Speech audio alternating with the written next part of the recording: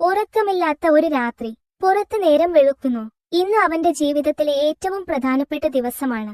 15 വയസ്സ് തികയുന്ന അന്ന്. ഡെമോണിക് കാൾട്ടിലെ എല്ലാ പിൻഗാമികളും അക്കാദമി ഓഫ് ഡെമോണിക് ആർട്സ് ചേരണം. അതൊരു ചടങ്ങല്ല, ഒരു യുദ്ധമാണ്. 6 വലിയ തറവാട്ടുകാരുടെ മക്കൾ കാത്തിരിക്കുന്നത് ഇവനെ പിച്ചിച്ചീന്താനാണ്. അവന് ആകെയുള്ളത് ഒരു വാക്ക് മാത്രമാണ്. മരിക്കുന്നതിന് മുൻപ് അമ്മയ്ക്ക് കൊടുത്ത വാക്ക്, അക്കാദമിയിൽ ചേരുന്നത് വരെ ഞാൻ മാർഷൽ ആർട്സ് പഠിക്കില്ല. പക്ഷേ ആ വാക്ക് പാലിച്ച് അക്കാദമിയിൽ ചെന്നാൽ അവിടെ അവനെ കാത്തിരിക്കുന്നത് മരണമാണ്. നമസ്കാരം സുഹൃത്തുക്കളെ, നാനോ മഷീനിന്റെ 4ാമത്തെ എപ്പിസോഡിലേക്ക് സ്വാഗതം. ഇന്നത്തെ ചാപ്റ്ററിൽ അക്കാദമിയിൽ പോകുന്നതിന് തൊട്ടുമുമ്പ് നടക്കുന്ന നിർണായകമായ ചില സംഭവങ്ങളാണ് നമ്മൾ കാണാൻ പോകുന്നത്. സീൻ കട്ട് ചെയ്താൽ നായകൻ ജനാലയിലൂടെ പുറത്തേക്ക് നോക്കുന്നതാണ് നമ്മൾ കാണുന്നത്. മുറ്റത്ത് അവന്റെ അംഗരക്ഷകനായ ഗാർഡ് ജാങ് കഴിഞ്ഞ 20 വർഷമായി ചെയ്യുന്ന അതേ വാൾ പരിശീലനം, ബട്ടർഫ്ലൈ ഡാൻസ് സ്വോർഡ് ആർട്ട് നടത്തുകയാണ്. നായകൻ അത് കണ്ട് നെടുവീർപ്പിട്ടു. ഈ വിദ്യകൾ എത്ര മനോഹരമാണ്! ഇത്രയും കാലം ഇദ്ദേഹം എന്റെ കൂടെ ഉണ്ടായിരുന്നു, എന്നിട്ടും എനിക്കിതൊന്നും പഠിക്കാൻ കഴിഞ്ഞില്ലല്ലോ. മറ്റ് 6 തറവാട്ടുകാരുടെ ചാരന്മാർ എപ്പോഴും ചുറ്റുമുള്ളതുകൊണ്ട് ഒരു ചെറിയ നീക്കം പോലും നടത്താൻ അവന് കഴിയില്ലായിരുന്നു. അപ്പോഴാണ് അവന്റെ തലച്ചോറിലെ നാനോ മഷീൻ ഇടപെടുന്നത്. നാനോ, യജമാനനെ, അങ്ങ് ആഗ്രഹിക്കുന്നുവെങ്കിൽ ആ വാൾപ്പയറ്റ് മുറകൾ സ്കാൻ ചെയ്ത് ഞാൻ പഠിപ്പിച്ചു തരാം. നായകൻ ഞെട്ടിപ്പോയി. അത് പറ്റുമോ? ഒരാൾ ചെയ്യുന്നത് നോക്കി സ്കാൻ ചെയ്യാൻ പറ്റുമോ? നാനോ ചിരിച്ചുകൊണ്ട് മറുപടി പറഞ്ഞു, അത് മാത്രമല്ല, എന്റെ ഡാറ്റാബേസിൽ ആയിരക്കണക്കിന് വേറെയും മാർഷൽ ആർട്സ് ഉണ്ട്. നായകൻ ആലോചിച്ചു. ഉച്ചയാകുമ്പോൾ അക്കാദമിയിൽ പോകണം. അവിടെ ഗാർഡ് ജാങ് കൂടി ഉണ്ടാവില്ല. സംരക്ഷിക്കാൻ ആരുമില്ല. അമ്മയ്ക്ക് കൊടുത്ത വാക്ക് ലംഘിക്കേണ്ടി വരും. പക്ഷെ ജീവൻ രക്ഷിക്കാൻ വേറെ വഴിയില്ല. അവൻ തീരുമാനിച്ചു. നാനോയുടെ കണ്ണുകൾ ഒരു ക്യാമറ പോലെ സൂം ചെയ്തു. ജാങ് വാൾ വീശുന്നതും വായുവിൽ ചാടി തിരിയുന്നതും എല്ലാം നാനോ റെക്കോർഡ് ചെയ്തു. 1 മണിക്കൂർ കൊണ്ട് സ്കാനിങ് പൂർത്തിയായി.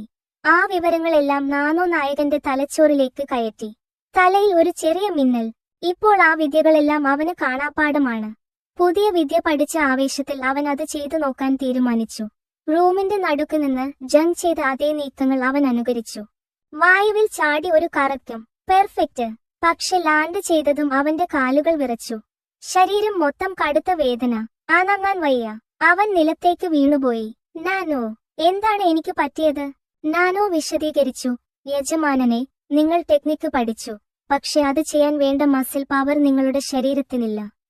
അതുകൊണ്ട് മസിലിനും ഞരമ്പുകൾക്കും ഡാമേജ് പറ്റി. നാനോ വീണ്ടും ചോദിച്ചു, ആ വിദ്യകൾ ചെയ്യാൻ വേണ്ട മസിൽ ഡെവലപ്മെന്റ് ഇൻഫർമേഷൻ കൂടി ട്രാൻസ്ഫർ ചെയ്യണോ? പക്ഷെ ഒരു പ്രശ്നമുണ്ട്. ഇത് ചെയ്യാൻ 2 മണിക്കൂർ എടുക്കും.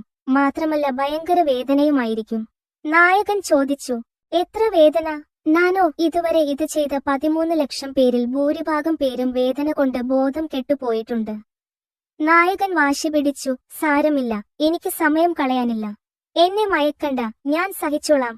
അങ്ങനെ ട്രാൻസ്ഫർ തുടങ്ങിയതും അവൻ ഷോക്കടിച്ചു വിറക്കാൻ തുടങ്ങി. ആദ്യം ഇത്രയേ ഉള്ളൂ എന്ന് വിചാരിച്ചെങ്കിലും പെട്ടെന്ന് അവന്റെ എല്ലുകൾ കടുകട എന്ന് പൊട്ടുന്ന ശബ്ദം കേട്ടു. വേദന സഹിക്കാൻ വയ്യാതെ അവൻ നിലവിളിച്ചുപോയി. ഇത് കണ്ട നാനോ ഉടനെ തന്നെ തീരുമാനമെടുത്തു. ഇവൻ ഇത് താങ്ങില്ല. നാനോ സ്വയം അവന് ജനറൽ ആനസ്തീസിയ കൊടുത്ത് അവനെ മയക്കി കിടത്തി. അവൻ ശബ്ദത്തോടെ തറയിൽ വീണു. 2 മണിക്കൂറിന് ശേഷം ഉച്ചയായി. അവൻ ഞെട്ടി എഴുന്നേറ്റു. അവൻ OIT നോക്കി. അവന്റെ സ്പീഡ് കണ്ട് അവൻ തന്നെ അത്ഭുതപ്പെട്ടു. അവൻ തന്റെ ചെറിയ കടാര ഡാഗർ കൈയിലെടുത്തു. ഇപ്പോൾ അത് പിടിക്കുമ്പോൾ തന്നെ ഒരു പോരാളിയുടെ ആത്മവിശ്വാസം അവനുണ്ട്. എന്റെ വിദ്യകൾ ഇപ്പോൾ അവന് സ്വന്തം. അപ്പോഴാണ് വാതിലിൽ ഒരു ശബ്ദം. ആരോ വരുന്നുണ്ട്. അത് ഗാർഡ് ജാങ് ആയിരുന്നു.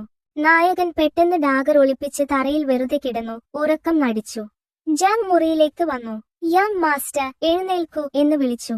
പക്ഷെ നായകൻ അനങ്ങുന്നില്ല. ജാങ് പേടിച്ചുപോയി. അവൻ ഓടിവന്ന് നായകന്റെ പൾസ് നോക്കി. പൾസ് നോർമലാണ്. ഇവനിത് എന്തു പറ്റി എന്ന് ജാങ് ആലോചിച്ചു നിൽക്കുമ്പോഴാണ് അവൻ തറയിലേക്ക് നോക്കുന്നത്. തറയിലെ മരപ്പലകയിൽ ആഴത്തിൽ പതിഞ്ഞ കാൽപ്പാടുകൾ. ജാങ് ആ കാൽപ്പാടുകളിൽ തൊട്ടു നോക്കി.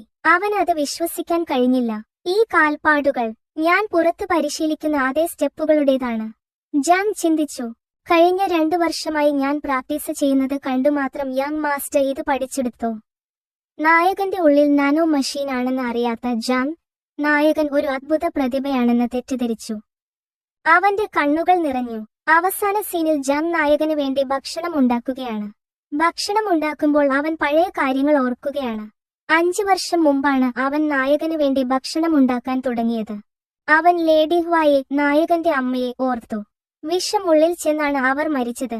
മരിക്കുന്നതിന് തൊട്ടുമുമ്പ് അവർ എന്റെ കൈ പിടിച്ചു പറഞ്ഞത് ഇതായിരുന്നു: എന്റെ മകൻ യോവുവിനെ ഞാൻ നിന്നെ ഏൽപ്പിക്കുന്നു. ആ വാക്ക് പാലിക്കാനാണ് ജാങ് ഇത്രയും കാലം കഷ്ടപ്പെട്ടത്. ഇപ്പോൾ നായകൻ അക്കാദമിയിലേക്ക് പോവുകയാണ്. ഇനി അങ്ങോട്ട് എന്റെ കൈ കൂടി ഉണ്ടാവില്ല, ലേഡി ഹ്വ. അങ്ങ് മുകളിൽ ഇരുന്ന് അവനെ കാത്തോളണേ എന്ന് പ്രാർത്ഥിച്ചുകൊണ്ട് അവൻ കുക്കിംഗ് തുടരുന്നു. ഇതോടെ 4ാം ചാപ്റ്റർ ഇവിടെ അവസാനിക്കുകയാണ്. അടുത്ത എപ്പിസോഡിൽ മരണത്തിന്റെ അക്കാദമി തുറക്കുകയാണ്. നായകന്റെ യഥാർത്ഥ ശക്തി അവിടെ നമ്മൾ കാണാൻ പോകുന്നു. ആ മാസ്റ്റർ സീനുകൾ മിസ് ചെയ്യാതിരിക്കാൻ ഇപ്പോൾ തന്നെ ചാനൽ സബ്സ്ക്രൈബ് ചെയ്യുക. അടുത്ത വീഡിയോയിൽ കാണും വരെ ബൈ.